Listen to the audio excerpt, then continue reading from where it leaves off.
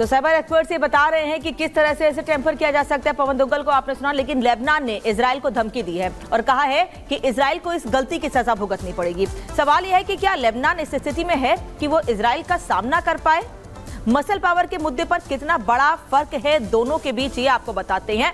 भले ही अब टेक्निक का इस्तेमाल किया जा रहा हो, लेकिन अगर सामने सामने लड़ाई होती है तो क्या स्थिति बनती है, ये आपको जल्दी से बता देती हूं। इजराइल कितना मजबूत है कि आबादी के मामले में इजराइल की आबादी है 89.14 लाख, जबकि लेबनान की आबादी है 52.96 लाख। यानी कि आबादी के लिहाज से भी इजराइल काफी आगे है, बल्कि और भी हथियारों के लिहाज से भी और टेक्निक के लिहाज से भी इजराइल बहुत मजबूत है, ये किसी से छिपा हुआ नहीं है।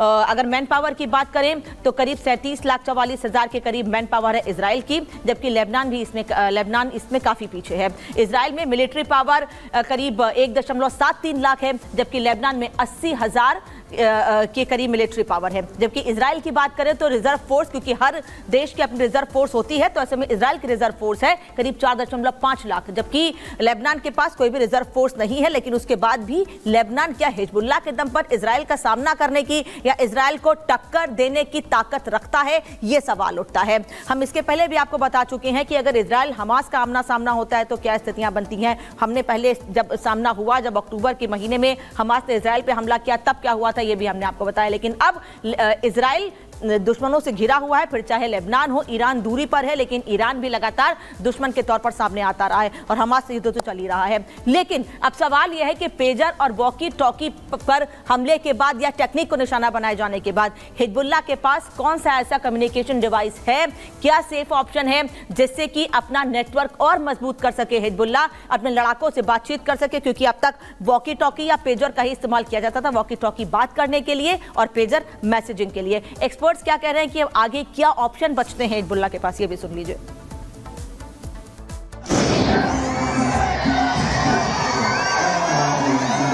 और मैं उम्मीद करता हूं कि अगले अटैक्स आईओटी डिवाइसेस पर होंगे।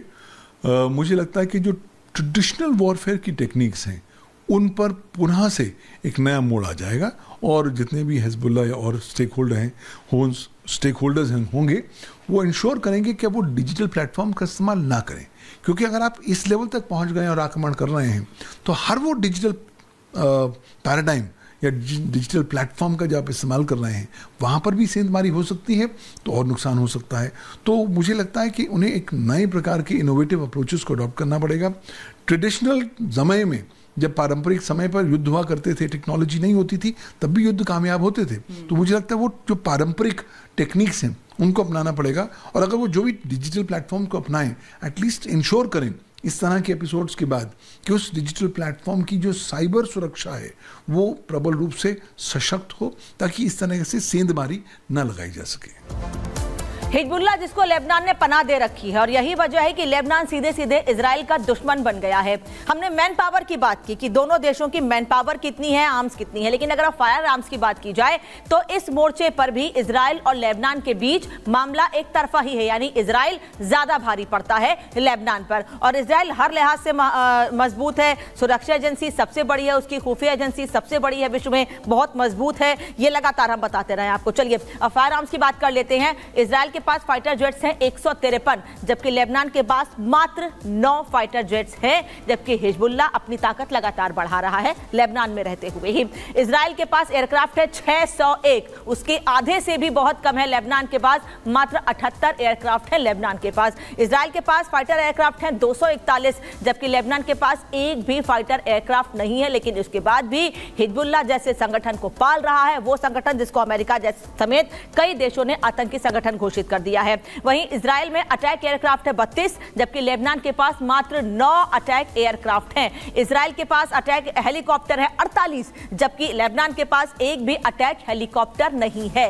वहीं इजराइल के पास टैंक्स की बात की जाए तो 2200 टैंक्स हैं और लेबनान टैंक्स के मामले में इजराइल के सामने कहीं भी स्टैंड नहीं करता है, बल्कि केवल टैंक्स के मामले में ही क्यों, जंगी जहाज की बात कर लेते हैं। हाँ, यहां पर जंगी जहाज लेबनान के पास ज्यादा हैं, इजराइल के पास कम है, 67 हैं, जबकि लेबनान के पास करीब 86 जंगी जहाज हैं। सबमरीन इजराइल के पास 5 है और लेबनान के पास एक भी सबमरीन नहीं है। तो हर लिहाज से या कई मायनों में 95-96% इजराइल ज्यादा स्ट्रांग है, बहुत ज्यादा स्ट्रांग है लेबनान के साथ साथ हमास। और लेबनान जिसने हिजबुल्लाह को लगातार बहुत ज्यादा मजबूती दे रखी है, उसके पास उतनी ताकत नहीं है। चलिए अब बढ़ते आगे, अब बात करते हैं कि वर्ल्ड लेवल पर वो देश जो हमेशा से मीटिंग करते रहे हैं, आपस में बातचीत करते रहे हैं, वो किस तरह से खुलकर एक दूसरे के साथ आते रहे हैं। लेकिन कई देश ऐसे हैं जो खुलकर सामने नहीं आते हैं, लेकिन ये दिखाने की कोशिश करते हैं कि वो कितने बड़े मुस्लिमों के रहनुमा हैं। सबसे पहले बात कर लेते हैं इजराइल की,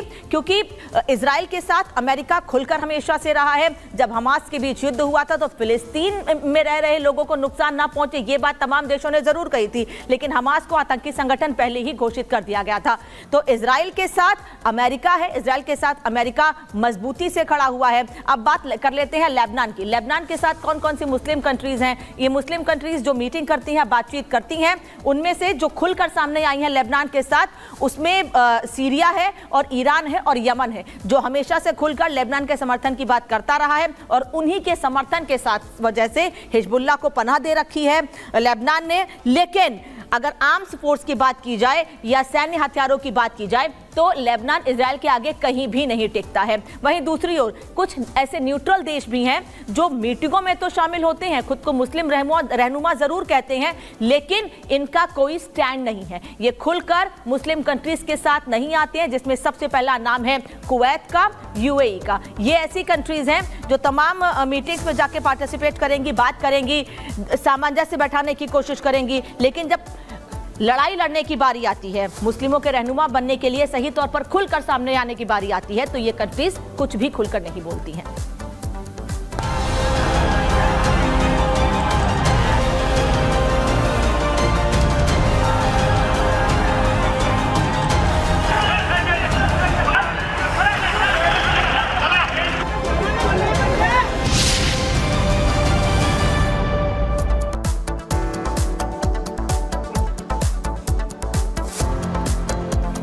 चलिए आज की एक और महत्वपूर्ण खबर की बात कर लेते हैं, और वो खबर क्या है जो लगातार पिछले करीब 10-15 दिनों से आपको हम दिखा रहे हैं, और वो है पत्थरबाजी की। कि ये घटनाएं ऐसी हैं जो रुकने का नाम नहीं ले रही हैं। लगातार हर रोज लगभग ऐसी घटनाएं सामने आ गई हैं। ऐसे में सवाल ये उठ रहा है कि अब समय आ गया है कि इन पत्थरबाजों का इलाज कब होगा। इलाज बहुत जरूरी है। पिछले 7 सितंबर से शुरू हुई पत्थरबाजी का कहर कल कहां टूटा, ये आपको दिखाते हैं, क्योंकि सूरत से शुरू हुआ यह सिलसिला महाराष्ट्र तक पहुंच चुका है।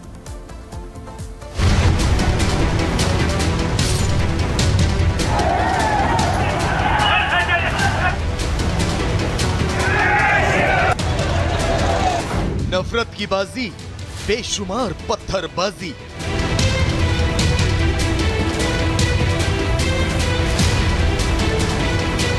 आस्था पर प्रहार, अब अकोला में वार।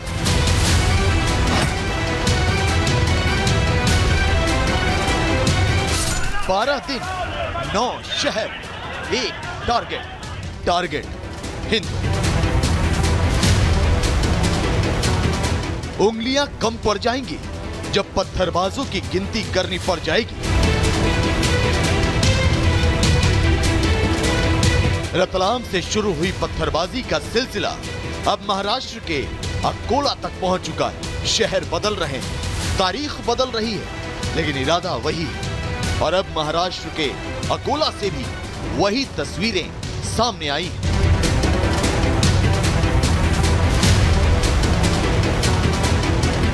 पहला पत्थरबाज, दूसरा पत्थरबाज, तीसरा पत्थरबाज। आप नफरत का पत्थर फेंकने वालों की गिनती करते करते थक जाएं, लेकिन इन नफरती पत्थरबाजों की गिनती कभी खत्म नहीं हो। ये तस्वीरें महाराष्ट्र के अकोला की, और ये पत्थरबाज हिंदुओं को निशाना बना रहे हैं। महाराष्ट्र पुलिस के मुताबिक वीडियो में दिख रहे ये पत्थरबाज इस वक्त अकोला के नंदीपेट के अंकोट में गणेश विसर्जन यात्रा को निशाना बना रहे हैं।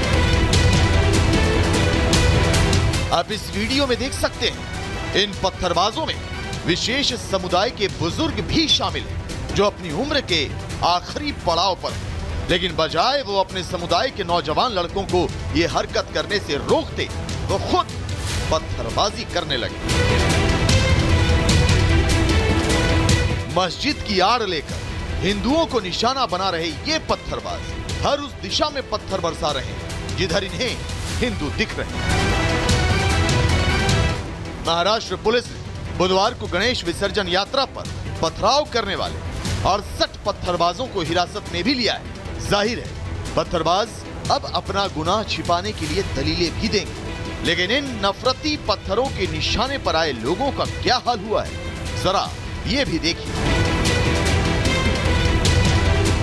बहरहाल अकोला में पत्थरबाजों के खिलाफ क्या कार्रवाई होती है, उन्हें क्या सजा मिलती है, ये तो आने वाले कुछ वक्त में पता चल ही जाएगा। लेकिन इसमें भी कोई शक नहीं कि अगर जल्द ही पत्थरबाजों का इलाज नहीं हुआ तो देश के कई शहरों में दंगों की आग भड़काने की आशंका बढ़ जाएगी। Bureau report, Republic Bharat. और गुजरात से लेकर महाराष्ट्र तक जिस तरह से लगातार एक के बाद एक हर दिन लगभग पत्थरबाजी की घटनाएं सामने आ रही हैं और अब तो ये पत्थरबाज खुलकर अपना चेहरा निकल कर सामने आ गया है दिखाते हुए। ऐसे में सवाल ये उठ रहा है कि आखिर इनका पक्का इलाज क्या है। दरअसल कश्मीर में 9 मई 2017 की वो तारीख थी जिस दिन ये तस्वीर सामने आई थी कि वहां उस रोज हालात बेकाबू हो गए थे। पत्थरबाजों ने आर्मी के कुछ जवानों को घेर लिया था। हिंसक भीड़ बेकाबू हो गई थी। तभी हिंसक भीड़ को काबू में करने के लिए मेजर तितुल गोगोई ने एक पत्थरबाज को पकड़कर काफिले की जीप के बोनट से बांधने का ऑर्डर दिया था। उसके बाद इसे पत्थरबाजों और हिंसक भीड़ के खिलाफ एक शील्ड के तौर पर इस्तेमाल किया गया था। इस घटना का वीडियो वायरल होने के बाद मुद्दा भी गरमाया था और आर्मी ने मेजर के खिलाफ कोर्ट ऑफ इंक्वायरी भी की थी, लेकिन बाद में मेजर को क्लीन चिट मिल गई थी। आर्मी ने इस तरीके को कारगर माना था। सवाल यह है कि क्या अब यही इलाज देश के बाकी शहरों में भी पत्थरबाज चाहते हैं? क्या उनका भी इसी तरह से इलाज किया जाए? क्योंकि कश्मीर में तो पत्थरबाजी खत्म हो चुकी है, लेकिन अब ये पत्थरबाज गिरोह, पत्थरबाज गुट, पत्थरबाज गैंग देश के अलग अलग शहरों में एक्टिव हो गए हैं। और यही वजह है कि किसी भी धार्मिक आयोजन पर या किसी भी ऐसी स्थिति पर जब लोग एकजुट होते हैं, कोई यात्रा निकाल रहे होते हैं, तो लगातार उस पर हमले किए जाते हैं और सौहार्द बिगाड़ने की कोशिश की जाती है। अब आपको बताते हैं कि पत्थरबाज मांगे पक्का इलाज, और इनका पक्का इलाज क्या है ये आपको जल्दी से बता देते हैं। कश्मीर मॉडल ही इनका पक्का इलाज है। 9 अप्रैल को घाटी में जब हालात बेकाबू हुए थे तब आर्मी के जवान पत्थरबाजों से घिरे हुए थे और उस वक्त हिंसक भीड़ बेकाबू हो गई थी।